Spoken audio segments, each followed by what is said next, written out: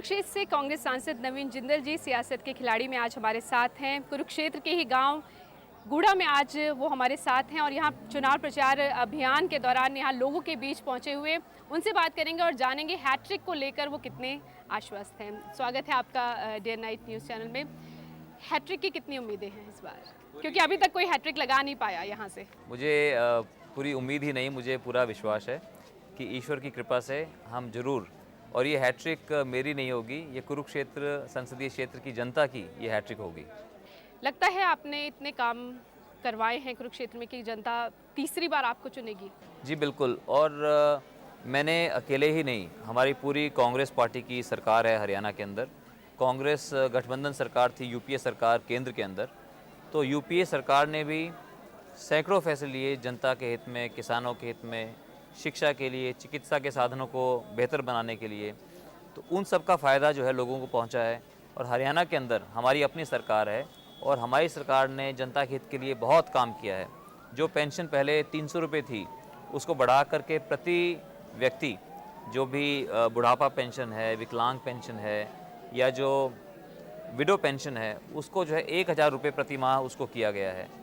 इसके अलावा किसानों को जो बिजली की कमी रहती थी, आज हरियाणा में किसानों को पर्याप्त बिजली मिल रही है और दुनिया में सबसे सस्ती बिजली हरियाणा के किसानों को मिल रही है। सिर्फ 10 पैसे प्रति यूनिट में उनको बिजली मिल रही है। फिर भी बिजली की कमी हरियाणा में है, ये मानते नहीं, हैं? आज कोई कमी नहीं है जी। आज हरियाणा में जितनी बिजली आज मिल रही है उतनी बिजली पहले कभी भी नहीं मिली। ज़रूर आने वाले समय के अंदर अभी हो सकता है 20 घंटे मिलती है, कहीं 12 घंटे मिलती है, लेकिन बिजली की आज कोई कमी नहीं है। बिजली की कमी के कारण कोई खेती का कोई नुकसान नहीं हो रहा। जब सूखा पड़ा था आज से 1.5 साल पहले, तब भी जो है हमने किसी की फसल नहीं सूखने दी हमने।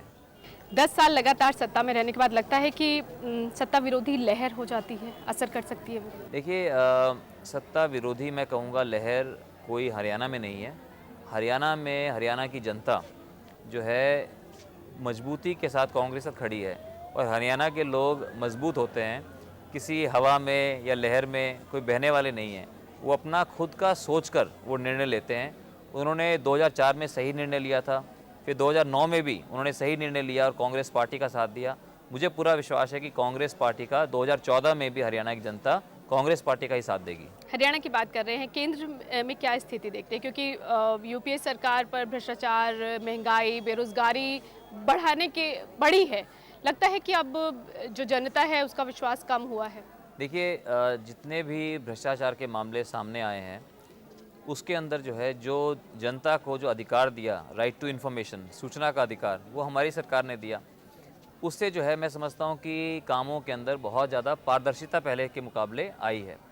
तो जो खुलासे हुए हैं वो भी, और उसके बाद जो कई बातें उठ कर के सामने आई हैं, तो जब तक उनका जब तक कोई निर्णय नहीं होता, जब तक कोर्ट का कोई फैसला नहीं आता, तो हमें उसको ये नहीं मानना चाहिए कि वो सिर्फ, मैं सीएजी की कई जो रिपोर्ट्स थी, मैं उनको बिल्कुल जो है उनको कई बातें, उनमें कोई भी रिपोर्ट होती है उसमें सैकड़ों बातें लिखी होती हैं। बहुत सी बातें उसमें सही भी है, लेकिन बहुत सी बातें बिल्कुल निराधार भी हैं।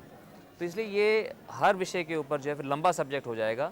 कि कोल ब्लॉक आवंटन को लेकर आप पर भी आरोप लगे, लगता है छवि भी खराब होती है, जी, छवि पर वो असर तो पड़ता इसलिए है। क्योंकि एक मीडिया चैनल ने, जी न्यूज़ ने, जी बिज़नेस ने, वो उगाही करना चाहते थे। उगाही करने के लिए जो है उन्होंने जो है मनगढ़ंत उन्होंने कहानियाँ दिखानी शुरू की कि और 100 करोड़ रुपए जो हमसे मांगे। हमने जो है उनको एक्सपोज़ किया, हमने जो है उनको रिकॉर्ड किया उगाही मांगते हुए और हमने उसको एक्सपोज़ किया। तो आज लोगों के सामने स्पष्ट है कि जी न्यूज़ और जी बिज़नेस जो है न्यूज़ दिखाने के बिज़नेस में कम और उगाही के बिज़नेस में ज़्यादा है। और उनको जो है 2-2 एडिटर्स वो तिहाड़ जेल भी रह करके आए और अभी भी आज वो बाहर बेल के ऊपर हैं। आप कह रहे कोई लहर नहीं है, सत्ता विरोधी लहर भी नहीं है, मोदी लहर का कितना असर देखते हैं, खासकर हरियाणा में? देखिए, मोदी साहब का मीडिया में ज़रूर चर्चा है और लहर नहीं है? लहर बिल्कुल नहीं है। और ज़रूर अगर जो व्यक्ति मीडिया देखता रहेगा, टीवी देखता रहेगा सारे दिन, तो उसको जो है बहुत मोदी साहब दिखाई देंगे, बहुत बीजेपी का प्रचार में, मैं कहूँगा प्रचार में वो जो है नंबर 1 है। लेकिन हमारी सरकार ने, कांग्रेस पार्टी ने काम करने के ऊपर ध्यान दिया है, ना कि प्रचार करने के ऊपर। लेकिन अब जब चुनावी प्रचार शुरू हो गया है और जब हम अपने कामों का अब हम भी प्रचार कर रहे हैं और लोगों को जब वो दिखाई देता है कि इन्होंने कितना काम किया, तो लोगों का हमें बहुत समर्थन और आशीर्वाद मिल रहा है। वापस आती हूँ आपके इलाके में। कुरुक्षेत्र में कहा जा रहा है कि खुद की जीत सुनिश्चित करने के लिए आपने बीजेपी उम्मीदवार को मैनेज किया है। अगर ऐसा मैं कर सकता तो मैं तो पूरे हिंदुस्तान के अंदर जो है मैनेज कर लेता। तो इसमें जो है ये तो लोग जो कुछ किसी को कुछ नहीं मिलता वो इस तरह की जो है अनर्गल बातें और दुष्प्रचार करने का प्रयास करते हैं लोग।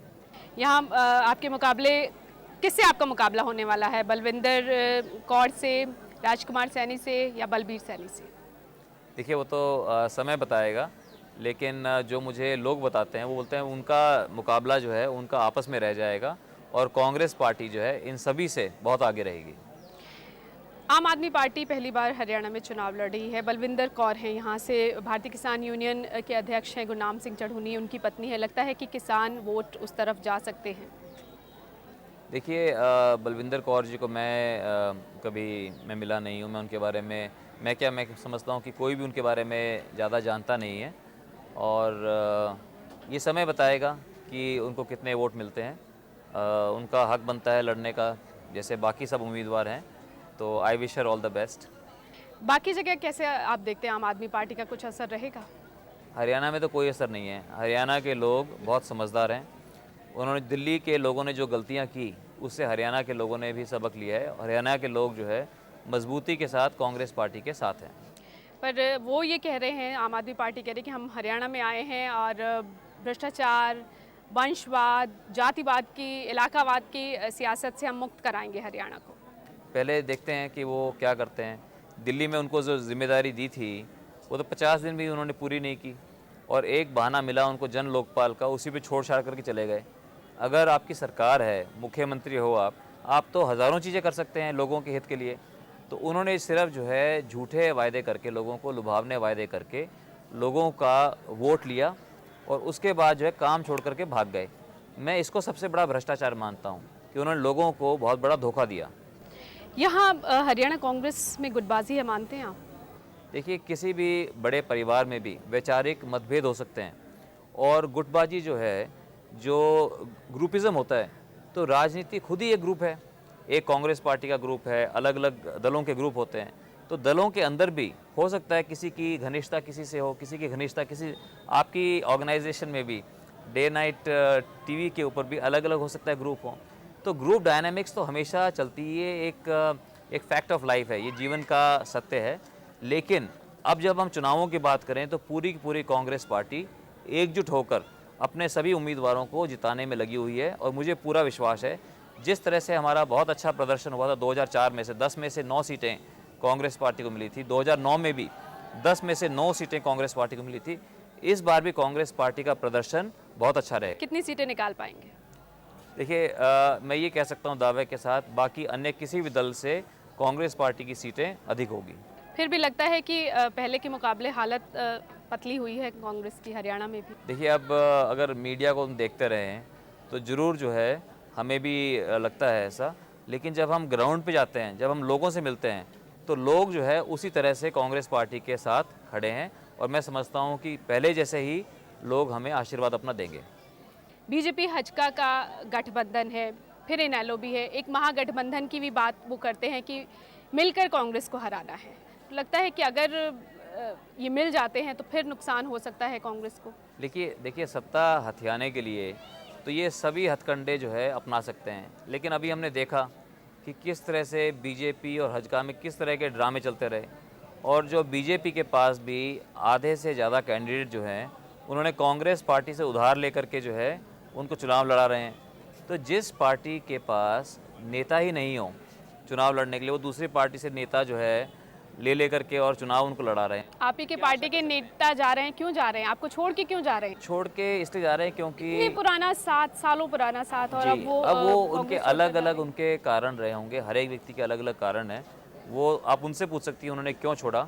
लेकिन मैं इसको बिल्कुल अनुचित मानता हूँ। जिस पार्टी के साथ वो इतना रहे और पार्टी ने उन्हें इतना मान सम्मान दिया, तो सिर्फ अवसरवादिता के लिए जो है उन्होंने जो है जगह छोड़ करके चले गए। तो इस तरह से कुछ लोग जो है हवा के साथ बहते हैं, लेकिन जो है मैं समझता हूँ अधिकतर लोग 99% लोग जो है कांग्रेस के साथ मजबूती के साथ खड़े हैं। आप कह रहे हैं हवा के साथ बहते हैं, पहले आप कह रहे थे हवा नहीं है, कोई लहर जो नहीं मीडिया है। में मैंने कहा कि हवा जो है, मीडिया जो देख अवसरवादिता की भी आप बात करें, लग रहा है कि उन्हें लग रहा है कि कहीं लहर जा रही है तो यहाँ जाने में फ़ायदा हो सकता है। बिल्कुल, उन्होंने तो अपना फ़ायदा देखकर ही जो कुछ किया होगा, उन्होंने अपना फ़ायदा देख के किया होगा। लेकिन ये बातें आपको उन्हीं से पूछनी पड़ेगी कि उन्होंने क्यों छोड़ी, उनके मन में क्या था, क्या उनकी मजबूरी थी या किस बात से किया। तो जो हमें सुनने को मिलता है मैंने आपको वो बताया, लेकिन वो बेहतर बता। पर आप देखिए ना कि यहाँ से जाने के बाद आपका साथ, कांग्रेस का साथ छोड़ने के बाद वो तमाम आरोप लगा रहे हैं आप पार्टी पर। कल तक जिसके साथ खड़े थे, जिसके लिए कसीदे पढ़ते थे, आप उसी के खिलाफ आरोप लगा ये रहे तो हैं। बहुत दुर्भाग्यपूर्ण है, क्योंकि अगर कोई पार्टी के अंदर कोई कमी हो तो पार्टी में रहते हुए भी आदमी बोल सकता है। तो जो व्यक्ति अपनी पूरा गिरगिट की तरह अपना रंग बदल दे, अपना आज कुछ बात कह रहे हैं, कल को कुछ और बात करते हैं, तो उसकी पब्लिक जो है उनकी कोई इज्जत नहीं करती, उनकी कोई रिस्पेक्ट नहीं करती ऐसे लोगों की। युवा नेता हैं आप, आपको लगता है कि तमाम आबादी इस वक्त युवा वोटर्स की है, युवा वोटर्स कांग्रेस को क्यों वोट दें? देखिए, युवा वोटर्स को कांग्रेस को इसलिए वो वोट देंगे क्योंकि कांग्रेस पार्टी ही ऐसी पार्टी है जिसने सबसे अधिक युवाओं को मौका दिया है। अगर आप हरियाणा को भी देखेंगे, हरियाणा ने जो है अभी 4-5 युवाओं को मौका दिया है। आप कुरुक्षेत्र का ही अगर उदाहरण देंगे तो मैं सबसे युवा मैं यहाँ पर उम्मीदवार हूँ और मैं कांग्रेस पार्टी का उम्मीदवार हूँ। और आज नहीं, 10 साल पहले भी सबसे युवा था, 5 साल पहले भी सबसे युवा था, आज भी सबसे मैं युवा हूँ। जितने भी कैंडिडेट्स का आपने नाम लिया वो कम से कम मेरे से जो है 10 साल बड़े हैं, 10 से लेकर के 20 साल उनकी उम्र मेरे से ज़्यादा है। तो इसलिए कांग्रेस पार्टी को इस बात का एहसास है कि आज देश में सबसे अधिक जनसंख्या युवाओं की है और हमारे देश की सबसे बड़ी ताकत हमारे देश के युवा हैं। और युवाओं को हमें शिक्षा देनी चाहिए, उनको बेहतर जो है उच्च शिक्षा देनी चाहिए, उनको तकनीकी शिक्षा हमें देनी चाहिए, उनको एम्प्लॉयमेंट के, रोज़गार के उनको अवसर मुहैया कराने चाहिए। मैं यही रोक रही हूँ, आपको लगता है कि बेरोजगारी दूर करने में असफल रही है यूपीए सरकार? देखिए, बेरोज़गारी जो है कि समस्या अमेरिका में भी है, कनाडा में भी है, यूरोप में भी है, भारत में भी है। तो इसके लिए जो इसके बहुत से कारण हैं, इसका कोई सिंपल कारण नहीं है। एक तो हमारी देश की जनसंख्या भी बहुत तेज़ी से बढ़ी है और इसके लिए भी मैंने प्रचार किया है कि हमें आवश्यक है कि हम अपनी जनसंख्या का स्थिरीकरण करें। छोटा परिवार सुखी परिवार होता है और अपनी शिक्षा की गुणवत्ता को हम बढ़ाएं। कई बार हम ग्रेजुएट्स तो लाखों में करोड़ों में हम देश में हर साल कर देते हैं, लेकिन उनकी जो गुणवत्ता है, उसकी जो क्वालिटी ऑफ एजुकेशन है वो इतनी अच्छी नहीं है। उसको क्वालिटी ऑफ एजुकेशन को बेहतर करना जो है समाज का, सरकार का, हम सब का फ़र्ज़ बनता है और उसके ऊपर भी मैं समझता हूँ कि और बहुत प्रयास करने की आवश्यकता है। किन मुद्दों के साथ आप लोगों के बीच जा रहे हैं वोट मांगने? देखिए, पिछले 10 वर्षों में जितनी मुझ में समझ है मैंने अच्छा करने की कोशिश की है। हमारी सरकार ने बहुत काम किए हैं, बहुत विकास किया है। तो उस विकास के मुद्दे को लेकर के जो विकास हमने किया है, जो हमने अपना प्रदर्शन किया है, जो हमने काम किया है, उन कामों को हम जा कर के बहुत हक़ के साथ अपने लोगों के सामने जा रहे हैं कि हमने मेहनत की है, हमने विकास किया है, हमने आपकी सेवा की है। तो हम जो है अपना हक़ मांगने के लिए, अपना अधिकार से जो है अपने परिवार के बीच में हम आए हैं कि आप हमें इस बार भी अपना आशीर्वाद दें, ताकि जो अनुभव, खास करके मैं अपने लिए कह रहा हूँ कि जो अनुभव मुझे इन 10 सालों में हुआ है संसद का, अपने संसदीय क्षेत्र का कैसे काम करवाना है उससे मुझे ये भी आत्मविश्वास बढ़ा है कि आने वाले समय में मैं अपने हलके की, मैं अपने देश की और ज़्यादा मैं सेवा कर सकता हूँ। इसलिए मैंने लोगों को जब अपील की है कि मुझे अपना आशीर्वाद दें, तो उन्होंने मुझे विश्वास जताया है कि वो अपना आशीर्वाद मुझे देंगे। आपको लगता है और क्या बड़ा काम करने को यहाँ रह गया है अभी, अगर आप आते हैं तीसरी बार? देखिए, काम जो है ना तो अमेरिका में ख़त्म हुए, ना जर्मनी में ख़त्म हुए, काम तो कभी ख़त्म नहीं होते। फिर भी कुछ ऐसा कोई सपना हो यहाँ के लिए? एक तो मैं चाहता हूँ कि कुरुक्षेत्र एक धार्मिक और आध्यात्मिक दृष्टि से, पर्यटन जो है की दृष्टि से इसको और बढ़ावा मिले। उसके लिए वहाँ पर तिरुपति बालाजी का मंदिर बहुत तेज़ी से बन रहा है। अक्षरधाम मंदिर बनाने के लिए उनको ज़मीन अलॉट कर दी गई है। इस्कॉन मंदिर बनाने के लिए वहाँ ज़मीन अलॉट कर दी गई है। तो जब ये सब बन के तैयार हो जाएंगे, और इसके अलावा भी और बहुत से प्रोजेक्ट हैं जो कि कुरुक्षेत्र में ऑलरेडी, कल्पना चावला तारामंडल वहाँ पर बनकर तैयार हो चुका है, होटल मैनेजमेंट इंस्टीट्यूट बन गया है, नेशनल इंस्टीट्यूट डिज़ाइन बन गया है। एक हमारी बहुत पुरानी मांग थी कि कैथल को दिल्ली से डायरेक्ट ट्रेन के द्वारा जोड़ा जाए। वो 40 साल पुरानी मांग थी और जो कि 2 महीने पहले मैं उस ट्रेन को लेकर के हाँ, मैं पर ये भी कहा जा रहा था बड़ा लंबे बहुत कई सालों से उस ट्रेन का इंतजार था, और अब जबकि चुनाव पहले इस वजह से उसे लाया गया। नहीं, चुनाव नहीं, लेकिन मैं तो उसके लिए पीछे मैं 8 साल से मैं उसके पीछे लगा हुआ था। लेकिन जब जो काम होता है और अच्छे समय पर वो काम हो गया, जिसके लिए मुझे बहुत गर्व भी है और मुझे बहुत इस बात की खुशी भी है। तो इस तरह से बहुत से प्रोजेक्ट्स मैं चाहता हूँ कि कुरुक्षेत्र संसदीय क्षेत्र के अंदर बहुत विकास हो, गांव-गांव के अंदर हालात सुधरें, गांव-गांव के अंदर सफाई हो। मैं इसके प्रति मैं बहुत कि लोगों को हम सिविक सेंस जो है वो हमारी इम्प्रूव हो, हम जो है पूरे गांव को साफ़ सुथरा कैसे रखें, क्योंकि मैं ये मानता हूँ कि स्वच्छ जगह ही ईश्वर का वास होता है। इसके ऊपर मैं आने वाले समय में मैं काम करना चाहता हूँ। और इसके अलावा संसद के अंदर भी बहुत से आइडियाज़ में समय लग जाएगा। और मैं ये भी बताना चाहूँगा, जो खाद्य सुरक्षा जो कानून जो पारित हुआ, इसके लिए मैं 2006 में मैंने प्रयास शुरू किया था। 2006 के अंदर मैंने गैर सरकारी प्रस्ताव, एक प्राइवेट मेंबर्स रेजोल्यूशन मैंने संसद में रखा था। 2007 में उसके बाद 4 बार डिस्कशन हुआ। फिर मैं सोनिया गांधी जी को मिला, माननीय प्रधानमंत्री डॉक्टर मनमोहन सिंह जी को मिला, और उन्होंने जो है इसको फिर घोषणा पत्र में रखा। और सोनिया गांधी जी के प्रयासों से, हमारी पूरी पार्टी के प्रयासों से आज ये कानून बन गया है कि हमारे देश में 65% जनसंख्या को 2 रुपये किलो के अंदर गेहूँ सरकार मुहैया कराएगी, 3 रुपये किलो में चावल, 1 रुपये किलो के अंदर मोटा पर अनाज। ये भी कहा जाता है कि बेहतर ना हो कि आप इतने रोजगार के साधन उपलब्ध कराए कि कोई किसी को जरूरत ही ना पड़े इस तरह के मैं कानून आपकी के तहत बात लाने की, है ना? को मानता हूँ, लेकिन पहले रोज़गार आएगा या पहले लोगों का पेट भरना भी ज़रूरी है। कि आज जब आप और हम जब खाना खाते हैं तो हम इस चैन के साथ खाना खा सकें कि हमारे देश के अंदर कोई भी हमारा भाई बहन भूखा नहीं है। तो आज वो जो है, और जब अगर परिस्थिति बदल जाएगी, क्योंकि भूख किसी का इंतज़ार नहीं करती, तो इसलिए जब तक हम जॉब दें, जॉब मिले, कितनों को मिले, लेकिन खाना तो सभी की एक आवश्यकता है। इसलिए ये एक आवश्यकता एक पूरी हुई है, और आने वाले समय में हमें और ज़्यादा प्रयास करने पड़ेंगे कि सब लोगों को रोज़गार मिले। एक वातावरण एक ऐसा बनाना पड़ेगा जिसके अंदर उद्योग पनप सकें, लोग ज़्यादा उद्योग लगा सकें। आज देश में उद्योग लगाना आप आसान खुद उद्योगपति हैं, कुरुक्षेत्र के लिए आपने कुछ खास उद्योगों के क्षेत्र में नहीं किया? नहीं, मैंने ना ही किया, और मैंने ये हमेशा ये कहा है कि मैं कुरुक्षेत्र में मैं एक उद्योगपति की हैसियत से नहीं आया हूँ, वरना तो हमारा काम ही उद्योग लगाना है। कुरुक्षेत्र के अंदर मैं एक ईमानदारी से राजनीति करने के लिए आया हूँ, लोगों की सेवा करने के लिए आया हूँ। और जिस उद्योगों में हम हैं, उन उद्योगों के लिए यहाँ पर कोई भी रॉ मटेरियल भी यहाँ पर कोई अवेलेबल नहीं है, लेकिन यहाँ के हज़ारों युवा जो है हमारे उद्योगों के अंदर आज भी काम कर रहे हैं। ये कहा जाता है कि उद्योगपति राजनीति में अपना हित साधने के लिए आते हैं। देखिए, हमारी जो संसद है उसके अंदर सभी वॉक्स ऑफ लाइफ, सभी जगह से लोग, प्रोफेशन से लोग संसद के अंदर आने चाहिए, चाहे वो किसान हो, चाहे वो अध्यापक हों, चाहे वो डॉक्टर हों, चाहे वो वकील हो, चाहे वो उद्योगपति हों, ताकि हम जो है सब मिल कर के अपने देश को हम रिप्रेजेंट कर सकें। हर वर्ग की बात जो है संसद के अंदर रखी जा सके। और मैं लोगों के बीच में से मैं चुन के गया हूँ, 2 बार चुन के गया हूँ, और मुझे पूरा विश्वास है तीसरी बार भी लोगों का आशीर्वाद मुझे यहाँ से मिलेगा। और जितने अनुभव लोकसभा में आएंगे, उतनी ही लोकसभा जो है ज़्यादा नॉलेजेबल होगी। लोकसभा ज़्यादा, मैं अंग्रेज़ी के शब्द तो मुझे ध्यान में आ रहे हैं, लेकिन उतनी ही लोकसभा ज़्यादा अच्छी मजबूत होगी। ठीक, ये भी इस वक्त तो आप लोगों के बीच जा रहे, लोगों से मिल रहे, ये कहा जाता है कि चुनाव के बाद आप हल्के में कम नज़र आते हैं। देखिए, ये तो मुझे घर में मेरी वाइफ भी कहती है कि आप घर में कम नज़र आते हो, तो इसलिए तो मैं लोगों का इसको मैं प्यार कहूँगा कि लोग मुझे हर जगह देखना चाहते हैं। बाकी मेरे यहाँ पर 1150 गाँव हैं मेरे पूरे संसदीय क्षेत्र के अंदर, 9 विधानसभा के हल्के हैं, 1100 गाँव हैं। एक गाँव के अंदर मैं पिछले 10 साल में कई बार मैं गया हूँ। तो इसलिए एक सांसद को संसद के अंदर भी बहुत समय लगाना पड़ता है। विधानसभा केवल साल में 20 से 30 दिन मिलती है हरियाणा के अंदर।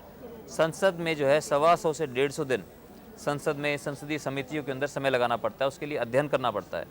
तो इसलिए, और सांसद का काम है कि देश के लिए कानून बनाना, ये बात समझनी बहुत ज़रूरी है। पर इलाके का विकास के लिए, बिल्कुल, इलाके का विकास भी जो है मैंने बहुत कराया है। जितना विकास पिछले 10 वर्षों के अंदर यहाँ पर हुआ है, आप किसी भी गांव में जाकर के पूछेंगे कि भी जितना ग्रांट पिछले 10 सालों में आई है उतनी ग्रांट पिछले 40 सालों के अंदर भी नहीं आई।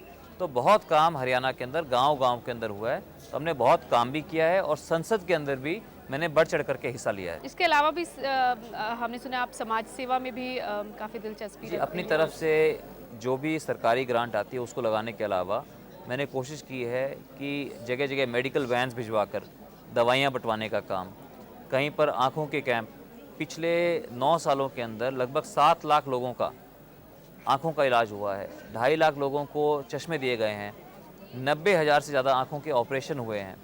इसके अलावा जगह जगह सिलाई सेंटर खोलना, नौजवानों के लिए स्पोर्ट्स का सामान, क्रिकेट की किट, वॉलीबॉल की किट, जिम का सामान, क्योंकि मैंने ये प्रयास किया है कि हमारे जो नौजवान हैं उनमें खेलों में बहुत प्रतिभा है, तो वो अपनी प्रतिभा को खेलों में लगाएं और नशों से दूर रहें।